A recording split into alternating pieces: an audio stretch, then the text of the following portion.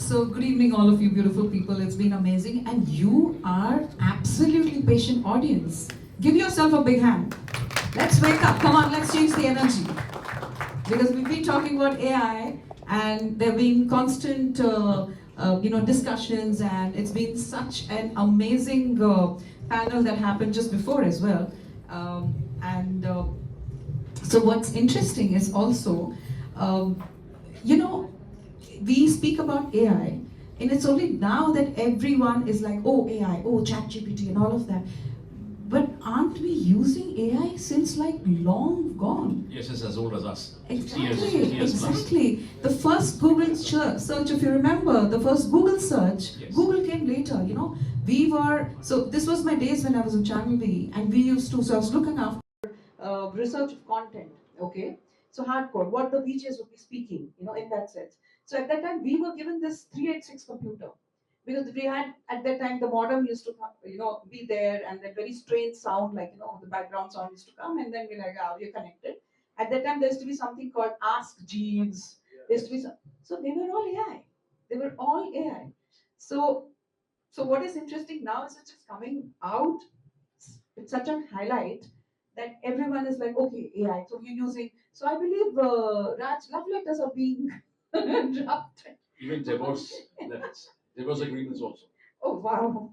Are they smart enough? Because right now the whole idea of smart contracts are coming. So are they smart enough? I'm sure. It's the blockchain, yes. Okay. Okay. So starting our session.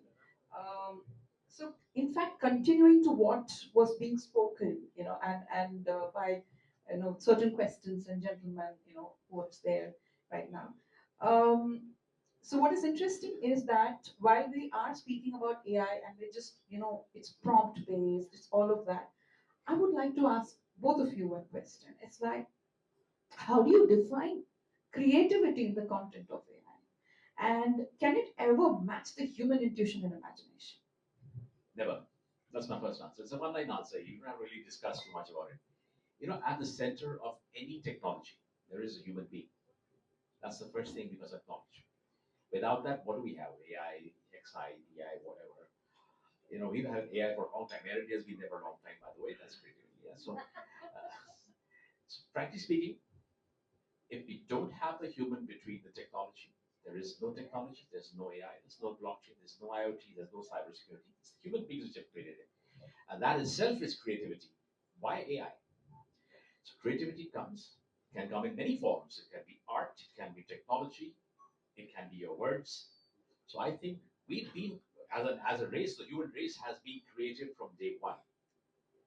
When we invented the wheel, we were creative. We don't reinvent the wheel now. But when we invented bread, we made sliced bread. Nothing much has come since that. Creativity also gets stymied. But at the same time, I think technology has actually enabled us to become even more creative. Some people may agree with me, some people may disagree with me, but I feel, see, listen, I'm in my seventh decade of my life. I've become more creative at this stage of my life stage than I was even 25 years back. Indeed. So I think it's really, let's take it this way. It's got yin and yang, it's got two sides of every coin. I'm enjoying the creative part of it. And I think creativity is I couldn't have created these presentations 5 years back. Right. Today I can do an even better. Yeah. So I think creativity is absolutely in. AI is just one such tool. Right. Can it be subjective also? Because creativity is always a subjective because perspective. Perspective. Yeah. We first need to actually define what is creativity. Absolutely. It is different for everybody else. Yeah. So if we define that, everything else will align. JP, your answer. Pretty much the same thing. I think the first thing we have to understand, and this should really dispel the fear when it comes to AI, is that IT as a sector, AI as what it is a tool, right? The same way that we invented the wheel, like you said, sliced bread, and so on and so forth. We have to remember that humans are the ones that invented the tool, right? And at some point of time, it levels up humanity. It levels up productivity. And so long as we remember that in perspective, yes, you will lose some degree of, what used to be that the tool has taken care of, but that only allows for further progress. So that's my perspective. Fantastic. I'll start with you itself. Um, okay, so are there three examples where AI has surprised us with unexpected valuable creations? Oh, that's a good one. Where has it? So let's take the obvious one, what we're all talking about, right? ChatGPT. As Raj pointed out, so people are writing. Oh, one of us pointed out that people are writing love letters, divorce letters. Who hasn't here in this room used ChatGPT to assist something? Right? It is a game changer in so many ways, and as I'm certain most college students also will agree that yes, it's helped write thesis after thesis, which you have.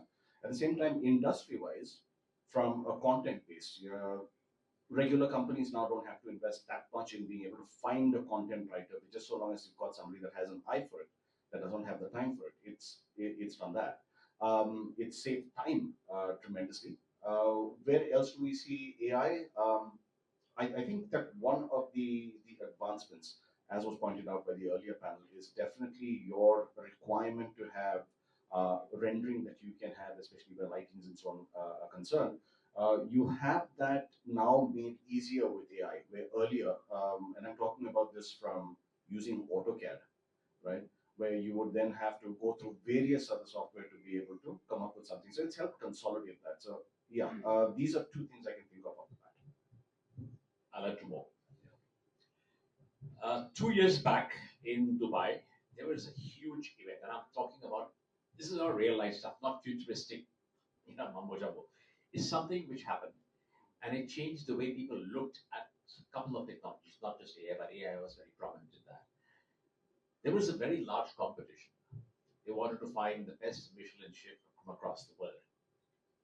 Now, they wanted to do that in the metaverse because that time the metaverse was a huge thing happening around that time. Dubai was great, talking big things. They wanted to be a superpower in the space, and they did that on the metaverse.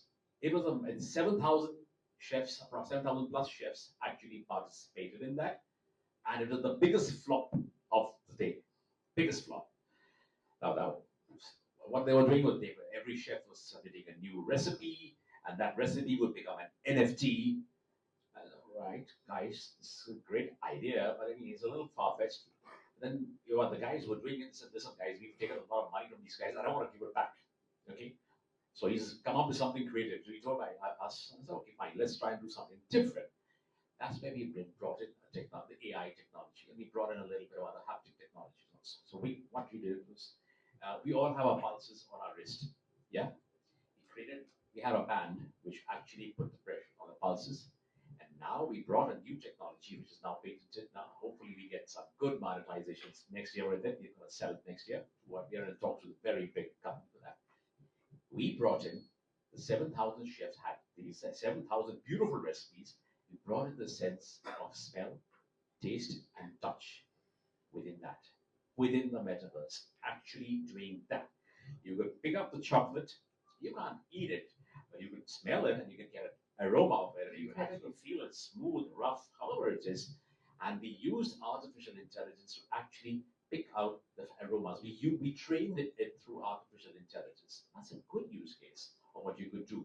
And then we got a contract for making a dating site. So now I can give you flowers in the metaverse. So you can have the aromas, you can have the chocolates and all those things. So you can have that. And not have the real one, but I was like, okay, And the real ones, 17,000 flowers.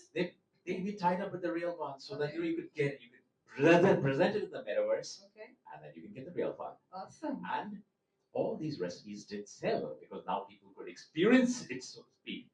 $3.2 million was raised through these NFTs over 2 days. Now that was good use of technology. That would be Can I nice. share one more? Yeah, of course. All right. Absolutely.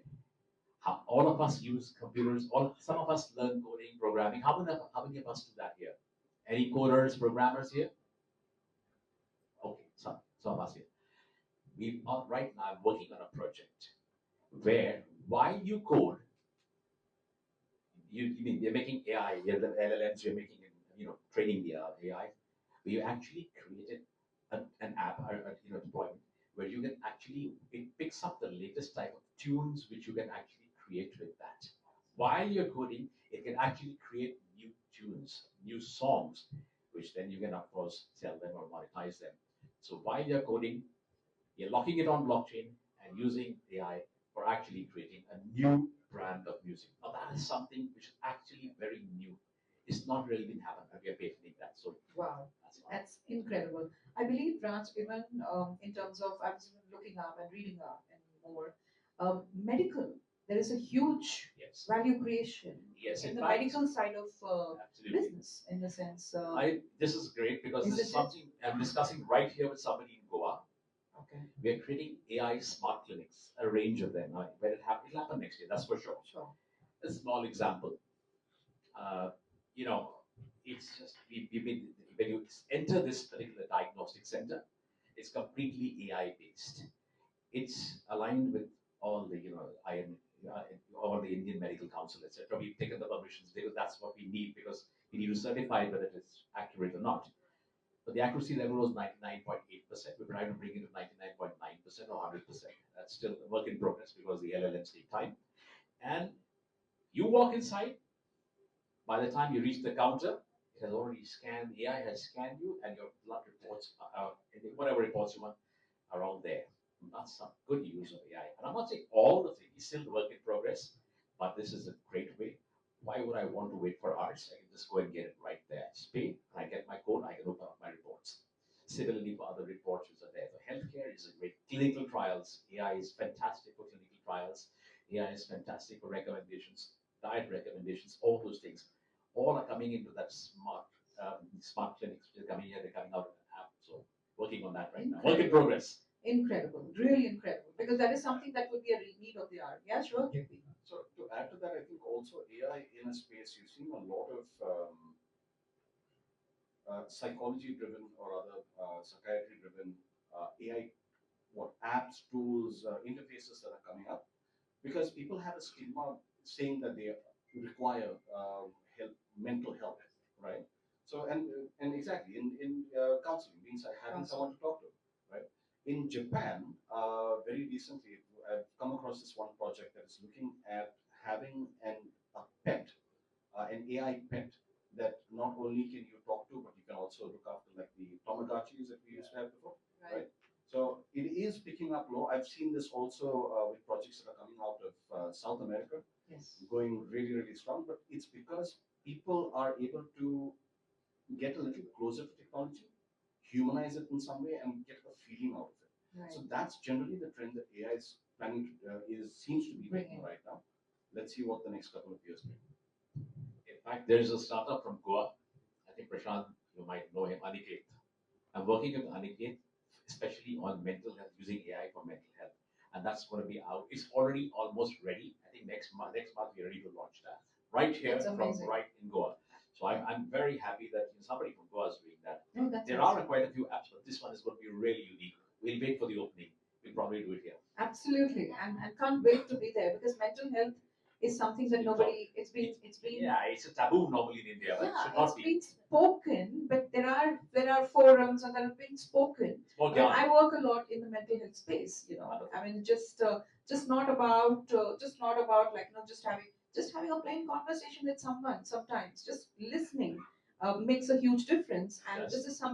This is also something like you mentioned about in Japan. So Japan people are having robotic friends, and you just kind of like walk in to these people and just talk about their trivial issues or whatever it is. In that sense, it's unburdening. It's just unlocking, and a lot of things.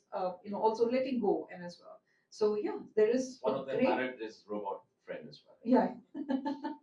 What happens next, we don't know. We don't know. Right. That's like later, probably.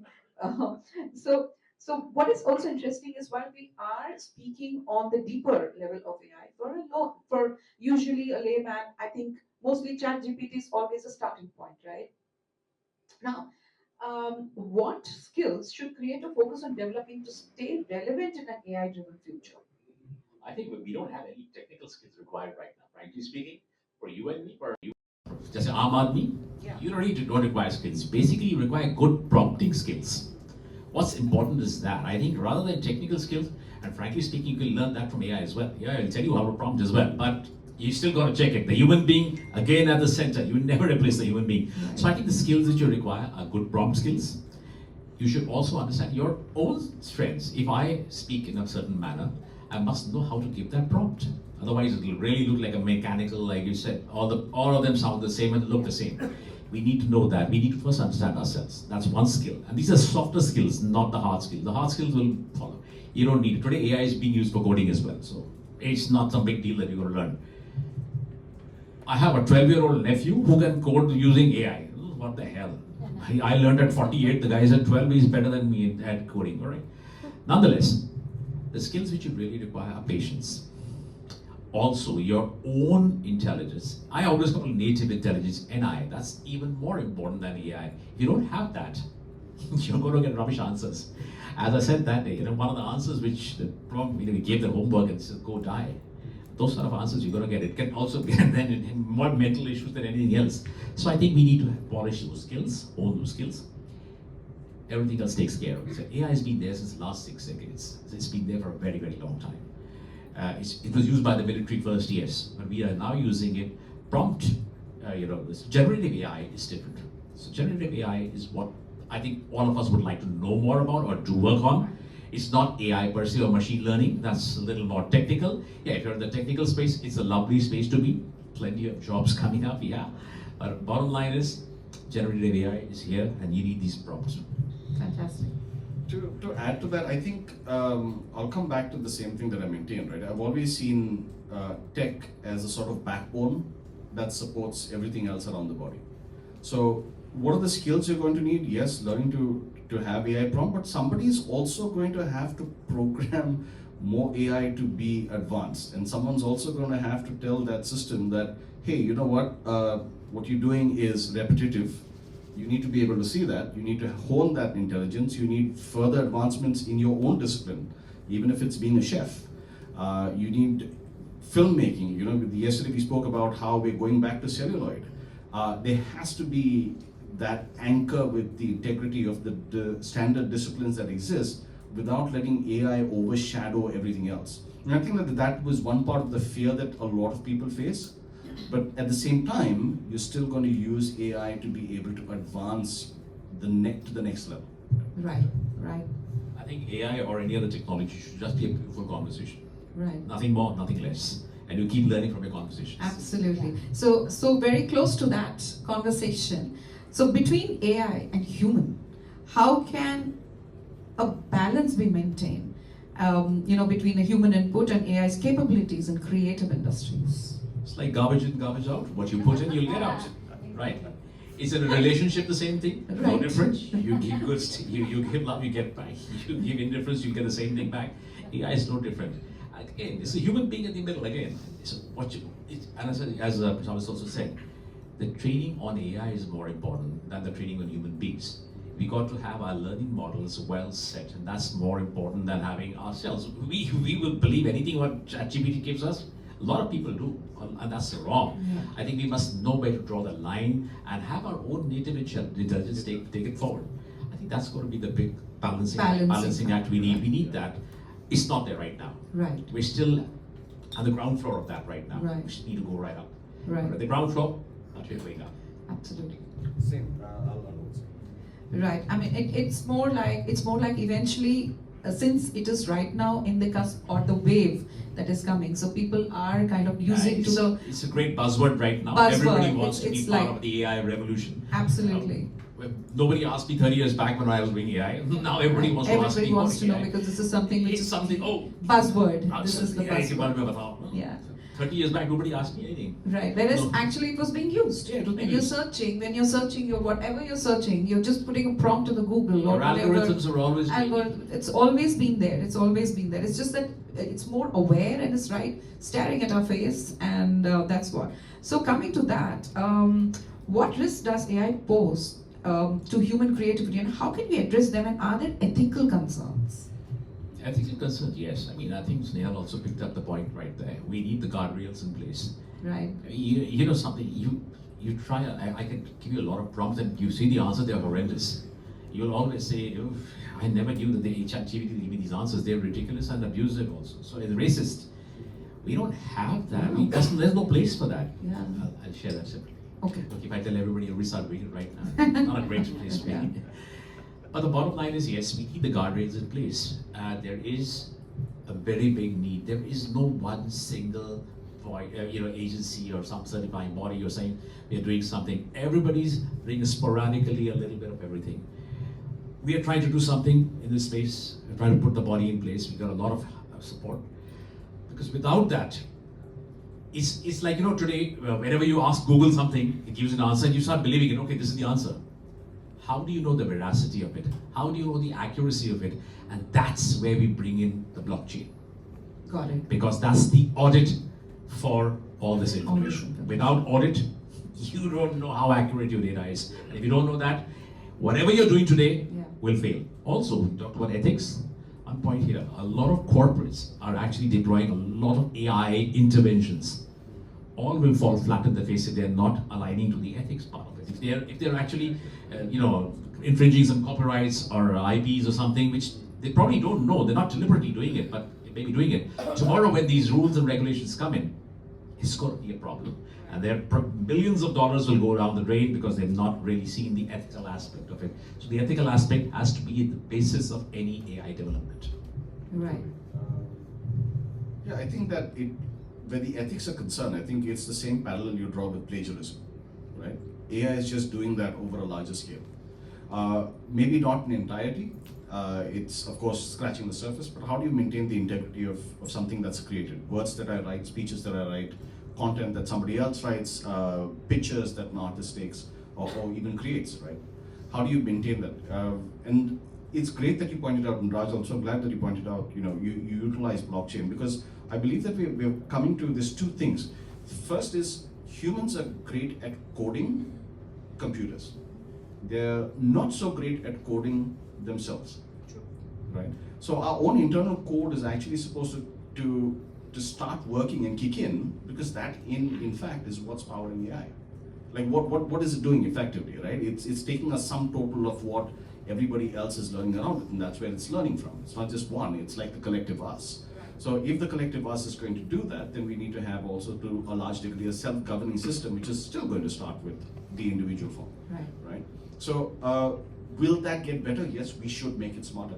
We should be able to hold ourselves first accountable, and then also create systems in which that accountability and transparency are clear. And blockchain is a fantastic way to do it. Right. No, I think that's a great point, JP and Raj, because in today's world where fake news to deep fake to everything all over, and the reactivity of the consumer or an audience, or whichever way the content is distributed, at that point of time, just take a moment. Nobody's asking the questions that where is this originating from?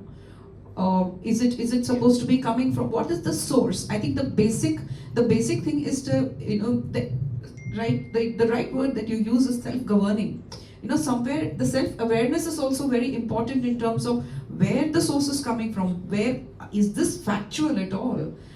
In one of the series, or in one of the documentaries that I saw, it was predicted. The wars were predicted, and the how is it predicted is because the kind of information that is flowing out and what is being done and everything. And then to add to that, somewhere or the other, AI has basically become this demon also at the same time.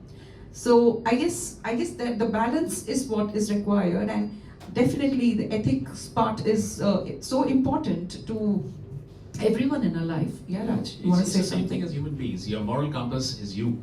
Yes. You decide. Self-governing is nothing but your moral compass. At the end of the day, you're going to decide how you're going to use the tool. If I have some bricks, I can build a wall and wall myself out, or I can make a bridge and reach out to everybody. It's a tool at the end of the day. So I think, and we decide whether we will compromise on the bridge or we make the bridge the way it is. Absolutely. Well said, Raj. Thank you so much. It's been great. And everybody's been, like, again, very patient and so attentive. Any questions? Yes, the lady. I just wanted some examples related, like you gave few examples for the metaverse about the recipes. Are there any examples with the creative and the film industry? Oh yes, there are plenty of them. I think, maybe I'll have Joy answer that question. He's one of the guys who loves the Web3 AI space. Yeah. Joy, why don't you answer it? My throat is dry now. Can you repeat the question? metaverse and NFTs, the way they are using AI, and the way he gave the example of how they turn around the chef and recipe thing. I want more examples in the filmmaking side of it. You can give one example, the rest we'll have over coffee. I'll give you lots more, don't worry. Otherwise, this session will go beyond iffy. So Coke did a campaign, Coke International. They did a campaign recently, which was a Christmas campaign, and they did the entire commercial through AI, and they captured the essence of every bit of what the holiday season is all about, because that's big, back in America, the holiday season and stuff like that, and Christmas and Santa Claus. So all those elements were imbibed in that commercial.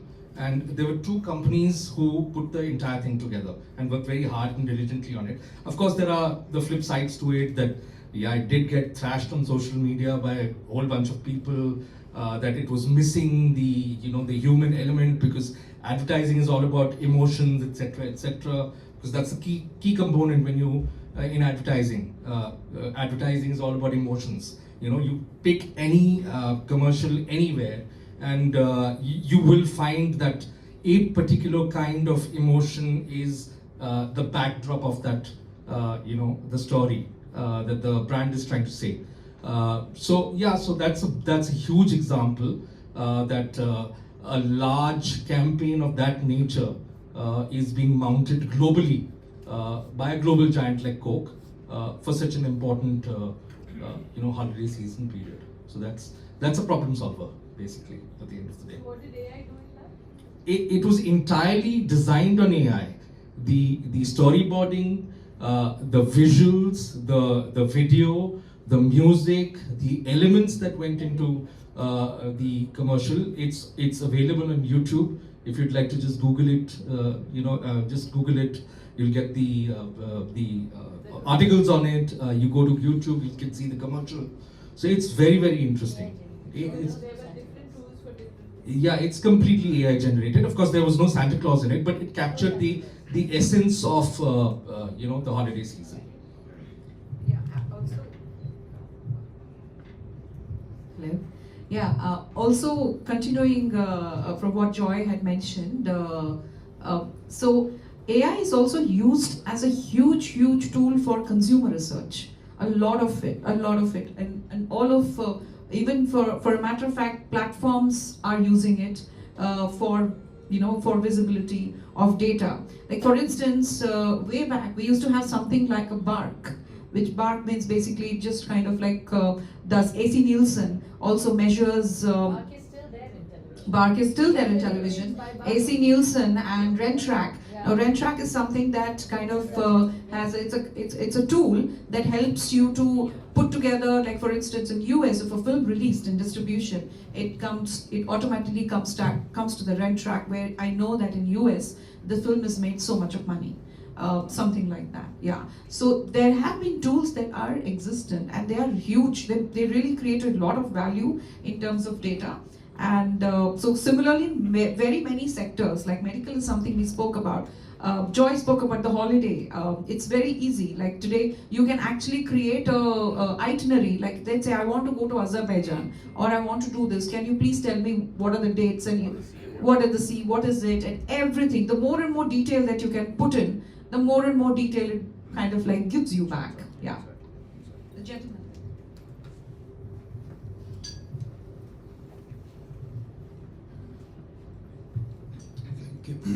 Thank you.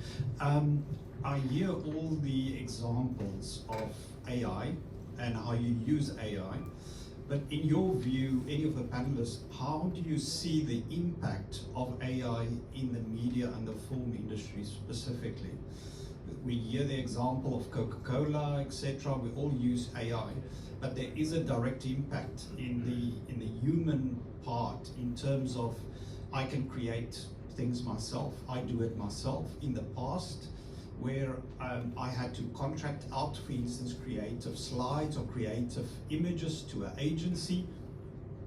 Today, I just go to ChatGPT, etc. I create it myself and I insert in my slides and off I go. So I'm cutting out certain human creativity and replacing it with AI. So how do you see that impact specifically in media and film, and how do you see the future of that? See, I think you must have read recently, Warner Brothers went on strike, all of them went on strike because of AI. They said, well, these guys are taking our jobs. Now, as you said correctly, I can create an entire screenplay, a storyboard, I can even create the actor for that matter. Now, if I can do all that, why do I need anybody else? But at the end of the day, the question is going to be, I mean, it's a question which is only going to be answered in the future. Are you going to see a movie which is only AI generated, or you want to see the human inside it again? Just like any technology, as I said, it requires still the human being inside it. The human emotion can never be replaced, and it cannot be emoted the same way with AI. I don't see that happening for the next 10, 15 years. Yes, it's a great support tool. It's a supplement or a complement, but not a replacement. So I see that as this. And in the future, there will be several things which we're doing right now which will be non-existent.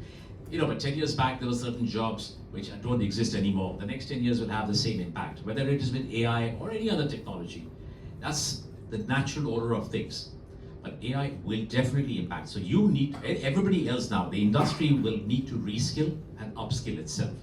Without that, there will be a fallout and a lot of people will lose jobs. I was at a conference in Bombay a few weeks back, and this is the same thing I said. I said there was a huge exhibition going on, 300 exhibitor in this space. I said in the next 5 years, maybe 5, 10 of them will survive if they don't upskill and reskill. That's my thought. Yeah, actually. Thanks, Raj. Just to add to that, right? I think we also have to start understanding for businesses, especially those that have been around for a long time, is how can they evolve? And this is actually where AI will be able to assist that evolution. While it will cut out, as you clearly pointed out, it's a classic case, right? Being in marketing myself, it's a classic case. People would come first and say, hey, you know what, help me develop this. Now, nobody shows up anymore because they can do it themselves. The question still arises then that, okay, what do you consider as a standard of quality? And second part is also, how do you match that with the market? So if your market doesn't want it, then no matter how great you develop something, maybe it's not the right time, or maybe it's just no longer relevant. And then you have to evolve even your product and your service from that. So use AI as a tool. That is the best way that can create impact. Let it work with you instead of against you. Great. Any more questions? If there is room, the old man takes a longer talk. So let's waste time. I can.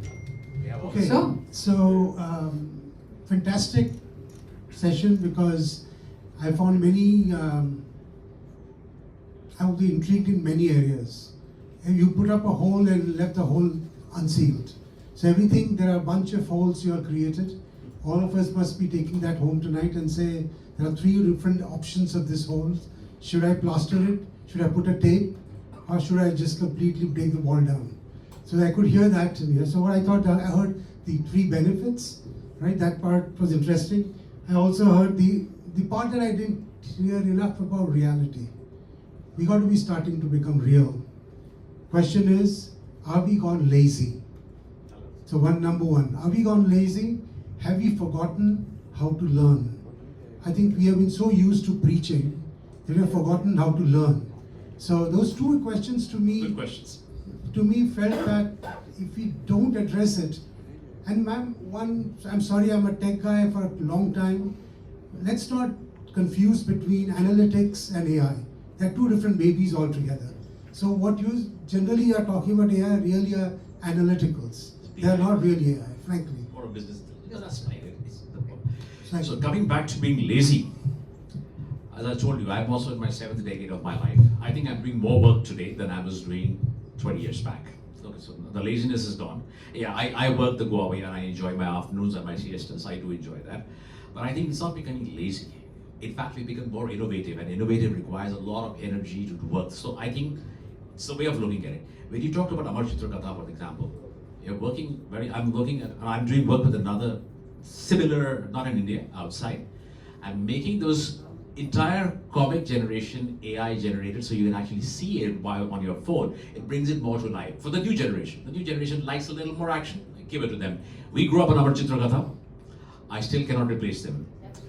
Joydeep is sitting there, he used to have Commando, that little Commando books used to come. I love them. Now we are making them, using AI, bringing them into life. So it gives us lots of things to do and no time for being lazy, because you have to really train the LLMs. So that's one part of it. The second thing, have you stopped learning? I don't think so. I started coding at the age of 48. I started learning the computer at the age, I had to actually go programming at the age of 48. Today I can program in 18 languages. I'm still learning. I'm learning quantum computing now because it's going on. It's never going to finish. It's a limited, finite life. And I'm going to learn as much as I can in that. So at least I can speak for myself. I don't know about others. Yes, AI becomes, it makes life a little easier for you, but does that mean becoming lazy? I don't think so. I think it just helps us get a little more, maybe getting a leg up, my perspective. Yeah, no, I'm coming from a very different perspective. See, all of us here we're looking at you as somebody who has done it, right? Now I'm looking for steps that I should do. Okay. So when I do that, and then I hear what ma'am said, that a bunch of them gave the same response. Yep. Now why did they do so? Wrong, same problem. So there are two different ways to look at it. Maybe the kids thought that is the right way, that's the direction I want. If a teacher learns from the child that, oh wow, this is a common theme across 10 out of 15 children. So maybe that's the way that I should teach rather than not this. So Yes. that's one way. Yes. Second way is, if all of us have to take the steps, what should we not do? So like I said in the previous one, that if we feed the AI engine all what I know, then I'm irrelevant. So what do I do to not become a humanoid to take over me? Sir, the human emotion will never be replaced. Information can be replaced, and information can be fed. Can you? ChatGPT 4.0, I have experimented, can touch on my emotions. Let me be clear. It's still it's not going to happen. Okay, maybe we can just try telling our wives I love you in our own way, or the ChatGPT way. You will get to know the answers. Maybe that's the dipstick analogy we need to do. I think also what we need to do is, as instructions, as if you're looking up, for me to say what you should do, yes. Never stop learning, never stop getting informed, and we should have a lot of awareness sessions. That's very important. We don't have structured awareness. We have courses.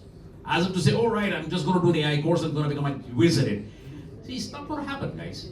See, all of us, if there's a car like in front of me, I can't drive. I'll be very honest, I don't drive. Everybody has, my driver is there, he's never finished his 8th standard, he can drive. Is he more intelligent than me or I'm more intelligent? No, we've got our own skills. I think what we need to do is put our skills in perspective, have awareness sessions. We need to start from ABC. Normally, the biggest mistake we are making right now is jumping in right from PW and all that stuff, right from the end. We jump into the wrong end of the pool. That's what we're doing right now. What we should be doing is jumping at the shallow. We are right there. We are waiting right now. We're not even actually in the pool. That's where we need to be. And for that, we need awareness sessions. Maybe Prashant sitting there can actually sit down and away that. I'll have you to deliver it anytime. So I learned it from a trial and error, but I put a sort of a method in the madness now. Maybe that could be a way of starting get things off. And all of us, and for all age groups, it's age agnostic. And we are at the age of disruption. From last 10 years, we've been in the age of disruption. Yes. Every decade or every 5 years or something. But what has actually rapidly moved in last 10 years is just amazing. It's been a disruption. It is, yes, for a human brain, sometimes it's too much to handle, too much to process, and everybody's got an adaptable, quotient. So I guess it's a choice, and even there is something called free will, and the choices are right there. Which road to take and where do we want to head, and these are the tools that will either propel us or bring us back. It's just that. Thank you so much for this, and it's been amazing, Raj. Thank you so much, JP. So valuable, and yes, more awareness sessions should be there and created. Yes. Both of us are Goa boys, okay? Men, boys, whatever, okay? So we're happy to sit down and do what we can for all of us out here, okay? And together we will learn. I don't have all the information, you have some, I have some. We share it, bring it together. That becomes a successful AI model, not working in silos. That's it. Thank you. Thank you all. Thank you so So, much. ladies and gentlemen, let's give a big applause for moderator Gayatri Gulania and then JP and Raj Kapoor.